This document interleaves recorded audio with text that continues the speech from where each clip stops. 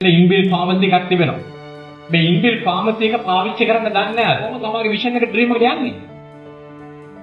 දැන් අද subconscious mind එකේ දැන් මම කියනවා කොහොමද දාගන්නේ කියලා. දාගන්න ඕනේ ඩ්‍රීම් එක. දාගන්න ඕනේ වගේම හයිපොතලමස් ගැන මතක තියාගන්න.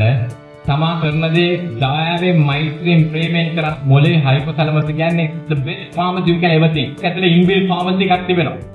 මේ ඉන්බිල් ෆාමසි එක පාවිච්චි කරන්න දන්නේ නැහැ. බුදුහාමුදුරුවෝ කියන්නේ මෛත්‍රිය. සතෙකුට හානි කරන්න එපා. ඒ වගේම ඉන්ටෙන්ෂන් එක චේතනාව පිරිසිදු වෙන්න ඕනේ. චේතනාව පිරිසිදු වුණොත් සියලු දේ සාර්ථක වෙනවා.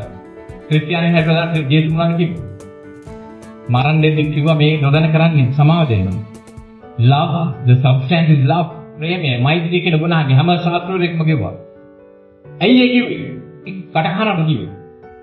නෑ එහෙම වුණොත් අපේ හයිපොතලමසෙන් අපිට නිකුත් වෙනවා අපිව නිරෝධ කරන හෝමෝන් එන්ඩෝෆින් වෙන්න පුළුවන් ඔක්සිටෝසින් අපි කෙනෙකුට දෙයක් දෙන්සි බලාපොරොත්තු නැතුව ඔක්සිටෝසින් කියන හෝමෝන් එක ක්‍රියාත්මක වෙනවා ඒක අපිව නිරෝධ කරනවා අපිව ශක්තිමත් කරනවා